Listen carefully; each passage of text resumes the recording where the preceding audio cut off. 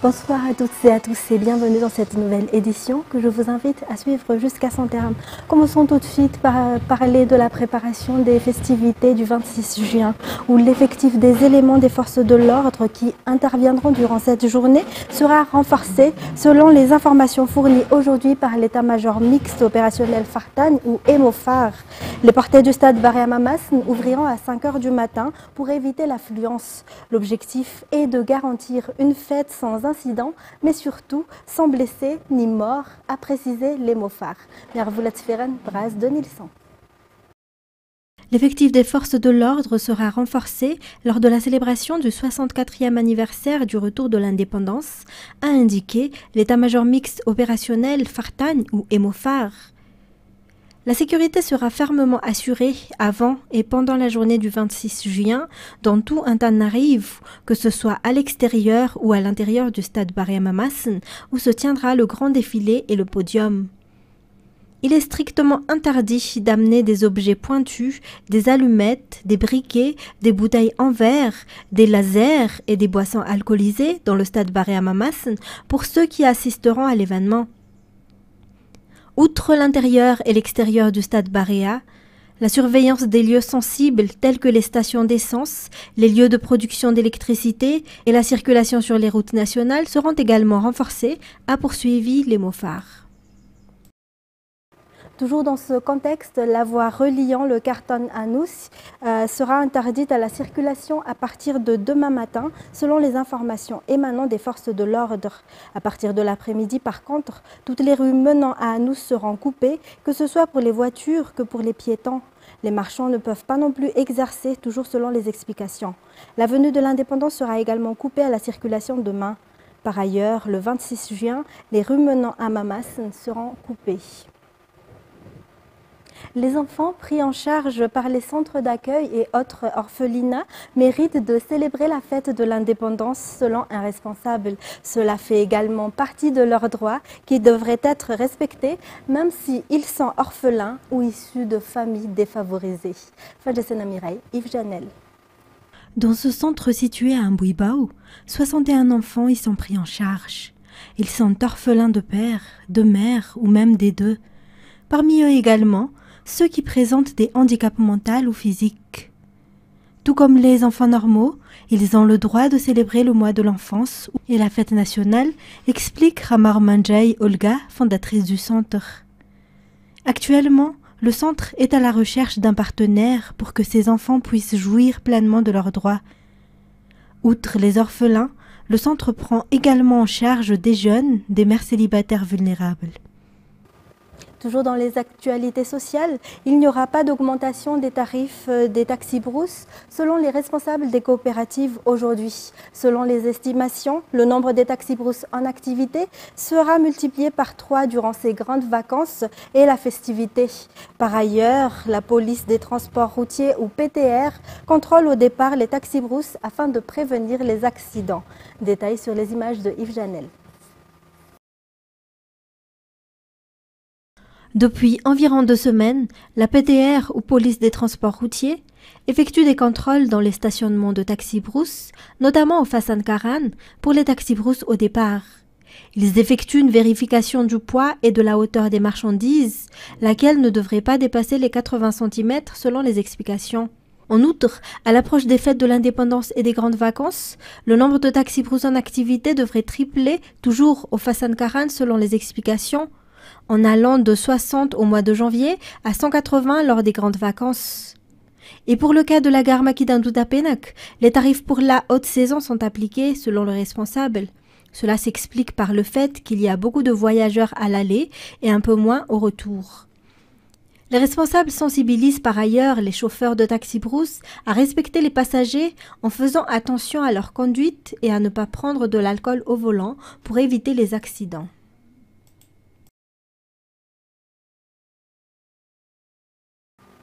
Dans un tout autre sujet, la 3e édition de la foire du gras s'est tenue vendredi et samedi à Tanmen, une localité de la commune de Béenzi. Le ministère de l'Agriculture et de l'Élevage travaille dur pour les producteurs dans la recherche de débouchés.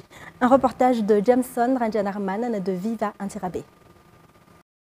Behenzi est la commune productrice et fournisseur de foie gras à Madagascar. Environ 2000 familles vivent de cette industrie. Cependant, le prix du foie gras est fluctuant et les productions varient également. Pour y pallier, une plateforme regroupant plusieurs producteurs de foie gras s'est créée avec Nakarach. D'autre part, le manque d'infrastructures dédiées au foie gras dans la commune de Behenzi est un problème pour les producteurs, mais également la recherche de débouchés. Pour rappel, la charte du foie gras a été signée l'année dernière. La 3e édition de la foire du gras s'est tenue vendredi et samedi dernier à Tanmen, dans la commune rurale de Behenzi. Dans les actualités également, Madagascar accueille la semaine de la Comesa qui a débuté aujourd'hui et se terminera le 29 juin. L'ouverture officielle de cet événement s'est tenue aujourd'hui au ministère des Affaires étrangères à Noussi. Des formations dispensées aux journalistes et au secteur privé auront lieu durant cette semaine dédiée à la Comesa, ainsi qu'une exposition des produits artisanaux malagasy ouverte au sein des stands érigés dans le jardin du ministère des Affaires étrangères à Noussi. Natera Koutmaaf sur les images de Nzara Jansu. Le marché commun de l'Afrique orientale et australe, le COMESA, intervient dans ses 21 pays membres actuellement et parmi eux Madagascar. Elle célèbre ses 30 ans d'existence à travers la tenue de la semaine de la COMESA à partir d'aujourd'hui et cela jusqu'au 29 juin au ministère des Affaires étrangères. Madagascar est parmi les pays membres du COMESA ayant des potentiels et des marchés exploitables, raison pour laquelle les yeux se tournent sur Madagascar actuellement pendant cette semaine de la COMESA. Selon la ministre des Affaires étrangères, le but de cette semaine de la COMESA est de promouvoir les échanges commerciaux, notamment à travers la tenue des expositions des produits et des matières premières que possède Madagascar. Outre les stands dédiés aux produits locaux, des formations pour les journalistes et pour secteur privé auront également lieu lors de cet événement. Madagascar accueille également le 5e sommet de la Comfied Trade Fair, qui est un événement rassemblant tous les pays membres du COMESA qui exposent leurs produits. Et Madagascar, en tant que membre fondateur de la COMESA, participe aux activités du COMESA qui apportent des profits au pays, notamment à travers les libres services, l'allègement des taxes sur les échanges commerciaux. L'allègement des taxes sur les échanges commerciaux, ajoute la ministre Rassat Rafaravtafki. Selon les statistiques fournies par le COMESA, les échanges commerciaux entre Madagascar et les pays membres restent faibles. Seuls Madagascar et l'île Maurice ont un échange commercial avantageux, soit 83%. Néanmoins, selon le secrétaire général adjoint de la COMESA, Dave Hammam, le but est d'étendre les échanges commerciaux entre Madagascar et les autres pays membres. Et la raison pourquoi on est encore là, c'est parce que Madagascar, c'est un pays potentiel à travailler ensemble avec le COMESA. Il a toutes les ressources qu'il faut. Et Madagascar est un pays qui nous abrite, comme Madame avait dit, que depuis 2016, COMESA était le président, la présidence du COMESA était sous le Madagascar jusqu'au 2021. Pendant plus que 5 ans, Madagascar avait dirigé l'organisation. C'est le seul pays qui avait dirigé l'organisation du COMESA pour une période de 5 ans. Donc on ne peut pas oublier COMESA, on ne peut pas oublier Madagascar. On est là avec mes collègues. Et il y a 2 grandes activités qu'on va organiser cette semaine-ci. Il y a l'activité pour pouvoir savoir qu'est-ce que le COMESA fait. Et puis, il y a d'autres, c'est le COMFRIP. Nous avons une institution qui s'appelle le COMESA Federation of Women in Business. Nous voulons encourager toutes les dames, toutes les femmes entrepreneurs de vraiment venir voir comment on fait le business dans la région du COMESA et prendre davantage de la formation et prendre davantage du marché que nous offrons et prendre également davantage du comment on appelle la mobilisation des ressources. Mais il y a un message que je veux adresser, disons, au peuple Madagascar, c'est la production de cuir. Vous avez je dirais que cette potentiel, vous le faites d'ailleurs, mais il faut qu'on arrive à réorganiser, redynamiser, parce qu'il y a un marché très énorme pour le cuir. Merci beaucoup. L'exposition durant cette semaine est ouverte au public. Elle se déroule au jardin du ministère des Affaires étrangères à Anoussi. Objectif atteint pour la 10e édition de l'ITM et la première édition de l'IHM. Les opérateurs malagasy ont eu l'opportunité d'établir de nouvelles relations commerciales au CCI Vatou durant ces 4 jours. Yves Chanel. La 10e édition de l'International Tourism Fair Madagascar et la première de l'International Handicraft Madagascar, qui se sont tenues durant 4 jours au CCI Vatou, ont été un succès, selon le ministre du Tourisme et de l'Artisanat, Joël Ranjamanjantou. C'était une occasion pour les opérateurs de faire découvrir plusieurs offres existantes à Madagascar, une occasion également de vendre les produits artisanaux malagasy.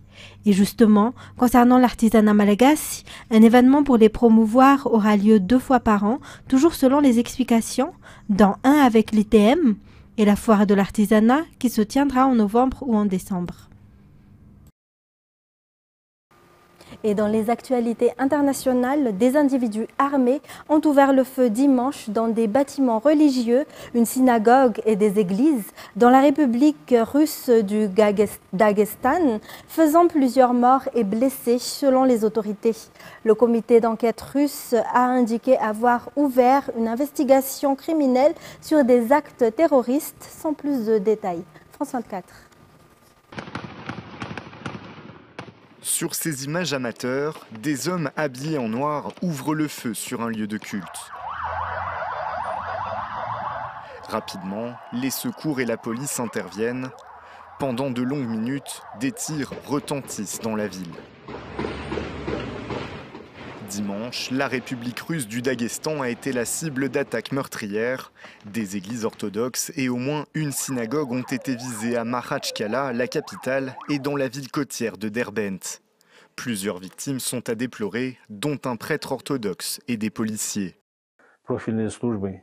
Les services concernés et les forces de l'ordre ont travaillé rapidement, mais malheureusement il y a eu des pertes. Nous présentons nos sincères condoléances aux familles dont les fils et les frères sont décédés. D'après le comité antiterroriste russe, les assaillants ont été tués. Une enquête criminelle pour des actes terroristes a été ouverte. Le dirigeant du Daghestan a affirmé que la guerre arrive dans nos maisons. Une phrase qui semble faire référence au combat en cours en Ukraine. Pour l'heure, rien ne permet de connaître l'identité des tireurs, ni leur motivation ou leur idéologie. L'administration locale a décrété un deuil de 3 jours au Daghestan, une région russe à majorité musulmane, voisine de la Tchétchénie, et théâtre de nombreuses opérations contre des cellules islamistes.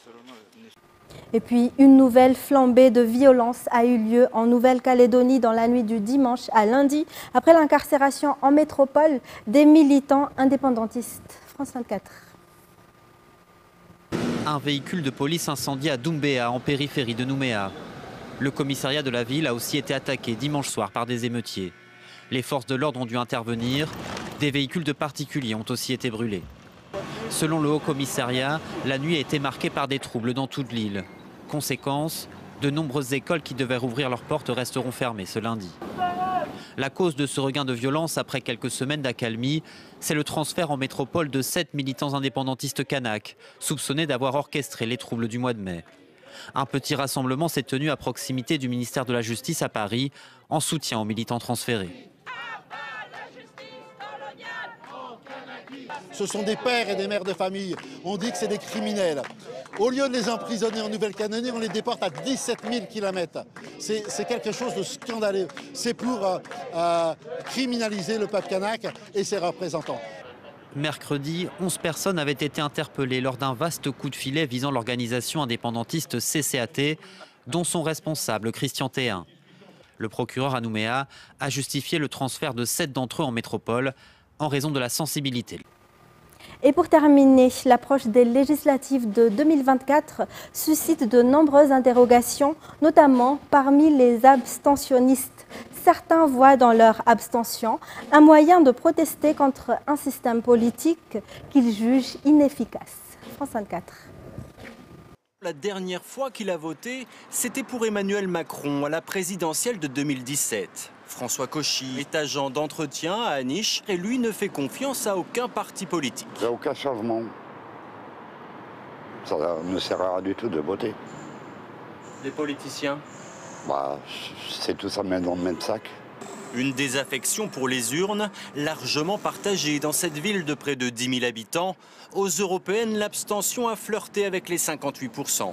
Cette auxiliaire de vie ne croit plus en la politique, elle qui voit son pouvoir d'achat diminuer. C'est soit les riches ou les pauvres, mais les moyennes classes, ça n'existe plus. C'est toujours nous qui payons tout, on est les vaches à lait. Moi, je veux bien aller voter, mais qu'on me montre que je suis là, que je suis vivant, j'existe. Au-delà d'Anish, l'abstention touche toute la 16e circonscription du Nord. En 2022 déjà, elle avait dépassé les 58% au second tour des législatives. Et voilà, c'est la fin de cette édition. Mesdames et messieurs, merci à vous de l'avoir suivi. Restez avec nous tout de suite après pour un film frisson intitulé Malhomme. Quant à moi, je vous retrouve demain pour de nouvelles éditions. Au revoir et passez une excellente soirée sur Viva.